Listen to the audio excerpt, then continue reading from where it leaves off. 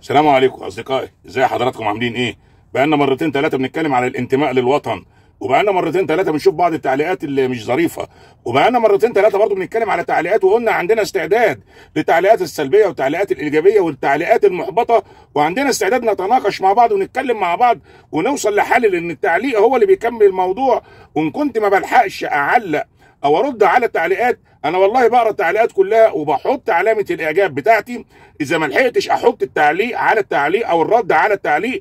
ولكن في شتيمه بتحصل برضه، ما زلنا شتيمه لي انا متنازل، شتيمه للوطن. انت عندك كام سنه؟ تعرف ايه عن بلدك؟ تعرف ايه عن بلدك علشان تشتم؟ انت طلعت لقيت ابوك بيديك تاكل وتشرب، ما اتعلمتش تتعب وتشقى، انت عايز كل حاجه على الجاهز. بالمناسبه دي يا جماعه، بخصوص الطيران اللي كان موجود في السودان، الطيران كله رجع، مفيش طياره واحده اتخدشت، دي نمره واحد. العساكر بتوعنا كلهم رجعوا، مفيش عسكري واحد الا الفيديو اللي كنا شفناه، وناس مش مسؤوله فرحوا ان هم مسكوا مجموعه مصريه، يلا زحفهم، يلا معرفش يعمل فيهم ايه. وزي ما قلت لحضراتكم لما اتفقنا على رجوعهم ونحط وسيط بينا يكون شاهد، لان احنا في حرب شوارع، حرب ناس بتدب في ناس، يعني دولة واحدة ناس بتدب في ناس، فقلنا نحط وسيط بينا علشان يكون شاهد ان مفيش طلقة رصاص واحدة تنضرب. احنا اللي اقترحنا الصليب الاحمر وخدناهم وطلعنا بيهم بالصليب الاحمر على اساس ينزلوهم في المفوضية العسكرية في الخرطوم. فوجئوا بقوات نخبة النخبة طلعت لهم في الطريق وقالت استلم دلوقتي وهنا، لان احنا كنا خايفين اي حد يضرب طلقة رصاص هنا. زي ما قلت لحضراتكم العربية بتاعت السفارة الامريكية انضرب عليها اكتر من 100 طلقة، عربيات كتيرة تابعة لسفارات كتيرة انضرب عليها، فاحنا يعني مش ما كبرناش على كده. فممكن تلاقي اللي راح ضارب ويقول لك احنا ما نعرفش مين اللي اطلق الرصاص. فكانت قوات النخبه طلعت في نص الطريق واستلمت عساكرنا وظباطنا، ومفيش اي حاجه فيهم بامر الله، والكل رجع لبيته سالم. اما بقى تقول لي العسكري اللي مات، عشان تقول لي الضابط اللي مات، علشان تقول لي صرمك اللي مات، علشان تقول لي الطياره اللي ما اعرفش ايه، ده كل امور عندك انت مرض نفسي اسمه كره الوطن، كره البلد. انت راجل بتكره بلدك، بتدور على اي كلمه وخلاص عايز تقولها، زيك زي اللي عايشين بره، بس انت امرك محدود، بتحط تعليقات محدوده، لكن اللي بره مفتوح له المجال، قنوات مسخره ليل نهار علشان يشتم في مصر ويشتم في رئيس مصر ويشتم في اهل مصر. احنا بنمر بازمه. امبارح تم وقف بيع بعض الشركات للسعوديه وللامارات. السعوديه والامارات اعلنوا امبارح وقف استثماراتهم في مصر، منهم لنفسهم ولا كان في طلبات خاصه، وبناء عنه الطلبات دي اترفضت من القياده السياسيه فوقفوا استثمارهم الجديد مش القديم. استثماراتهم ما زالت قائمه والشركات بتاعتهم شغاله وامورهم تمام 24 قيراط، ولكن ما يستحدث تم وقفه من جهه واحده. القرار كان من جهه واحده ولا القرار كان من الجهتين؟ مصر قبل اي حد ما وافقناش في امور. ما انت عشان تشتغل معايا وعلشان تحاول ترفع من شأن الاقتصاد مش معنى ذلك ان انت تدوس عليا وتفطسني او يكون ليك طلبات الشعب المصري مش هيقبلها، او احنا كبنمثل الشعب المصري مش هنقبلها. فتم وقف التعامل او تم وقف الاستثمار مبدئيا، لكن مصر والسعودية واحد مفيش خلاف، مصر والامارات واحد مفيش خلاف، مصر وكل الدول العربية واحد مفيش خلاف. بس في نقطة أنا عايز أقولها للي بيتكلموا لغاية النهاردة عن الزعيم الراحل محمد أنور السادات، ويقول لك جري وعمل اتفاق سلام مع إسرائيل، والكل خلي بالكم الكل قاطع مصر في الوقت ده وقاطع السادات وقالوا عليه خاين. طب هم لو كانوا اتحدوا معاه في الوقت ده مش كان زماننا كمصر والدول العربية كلها الشرق الأوسط كله كان في مكان تاني؟ ما هو احنا لما بقى نرجع بالذاكرة هنلاقي ان السادات فرش لهم الدنيا ومهد لهم الامور على اساس ان كل يبقى فيه سلام يعم الدنيا برضه بحدود. ولكن النهارده الاردن جريت وعملت سلام لوحديها، ما اعرفش كل دوله جريت وعملت سلام. هل معنى ذلك ان انتم خونه زي ما اطلقتوا على السادات انه خائن، وزي ما اطلقتوا على الشعب المصري انه شعب خائن، وزي ما اطلقتوا كلكم النهارده جريتوا وعملتوا سلام مع اسرائيل؟ ها ايه الدنيا؟ يعني السادات ما كانش خائن، كل ما في الامر ان السادات كان زعيم الله يرحمه كان عنده رؤية لقدام، كان شايف المستقبل هيحصل فيه ايه من الناحية العسكرية ومن الناحية السياسية ومن الناحية الاقتصادية، وكان اكرم لينا كلنا لو كنا حطينا ايدينا في ايدين بعض.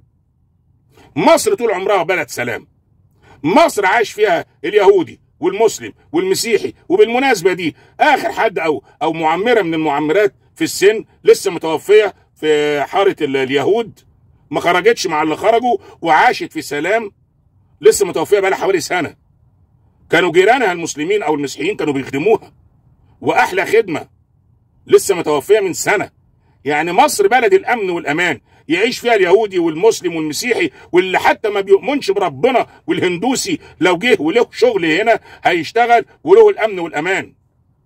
محدش هنا بيضطهد حد، ما عندناش حد هنا عنصري، وما عندناش صهيونية، وما عندناش تنمر على اي حد. اللي عاوز يشتغل بيشتغل، واللي عاوز يكافح بيكافح، واللي عايز ياكل لقمة عيش بياكل لقمة عيش، واللي عاوز يقعد يقول مفيش شغل، ده مفيش ومفيش، خليك قاعد وخلي اللي حواليك يهولك عليها كمان. اللي عاوز يشتغل هيطلع، واللي تعبان ممكن يدور على وسيلة شغل احسن. مفيش احنا بنقول لا خلاف، كلنا تعبانين ماديا واقتصاديا وظروفنا مش كويسة. اختلاف الاسعار عندنا غير اختلاف الاسعار في العالم كله. انا مع حضراتكم في الكلام ده كله، مانيش من طبقة مختلفة عنكم، كلنا واحد. لكن يا اما نصبر بقى ونشوف المركب هتوصلنا فين وان شاء الله هنوصل لبر الامان، يا اما البديل ان انتوا كل واحد يطلع يصرخ ويقول لك مصر مالها، مصر مالها، مصر ما فيش حد من بره الا من لما بيفتخر بمصر، وانت ابن البلد بتهين في بلدك. وخلي بالك اوعى تفتكر نفسك ابو الرجوله وانت ست هانم، لا بالعكس، ده انتوا كلامكم وتعليقاتكم بتتاخد بره مع قنوات الخونه وبيعلقوا عليها، يقول لك بص واحد من جوه مصر بيقول 1 2 3، واحده من جوه مصر بتقول 1 2 3. العالم اللي بره لو انتوا قعدتوا وسمعتوا الفيديوهات بتاعتها، انا بسمع، هتبصوا تلاقوا كلام عبيط والله العظيم، بيعلقوا على حوارات عبيطه.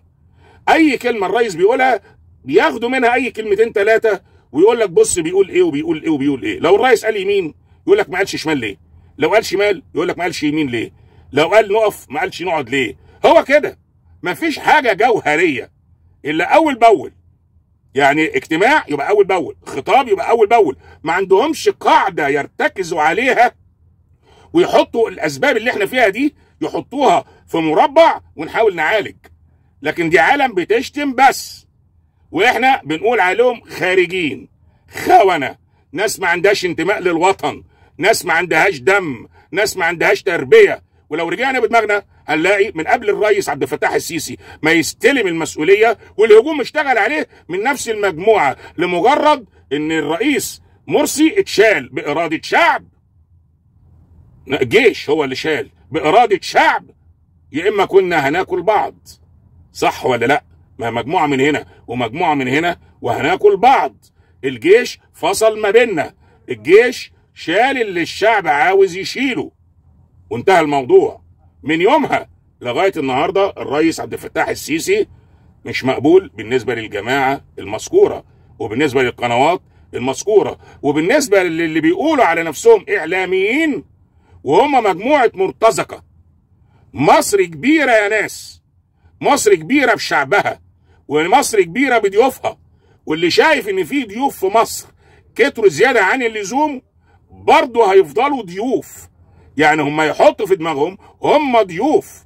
سوداني ضيف، السوري مهما نشتغل هو ضيف، كل ضيف له حدود، محدش يعدي حدوده، محدش يحاول يقل أدبه على ابن البلد، لأن ابن البلد بيعاملك معاملة ابن البلد.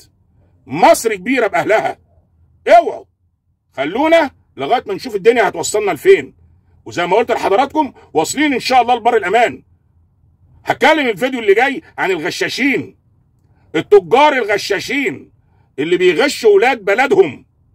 السلعة اللي بتطلع من المصنع علشان تكون فرز تاني وتتباع للجمهور على اساس انها فرز تاني، التاجر بياخدها وبيداري اي حاجة ويبيعها على اساس ان فرز اول. يعني لما بكون رايح انا اشتري الحاجة ب10 قروش كفرز تاني، يبيعها لي ب 15، يمكن هي حدود ال10. هنتكلم في الموضوع ده المره اللي جايه.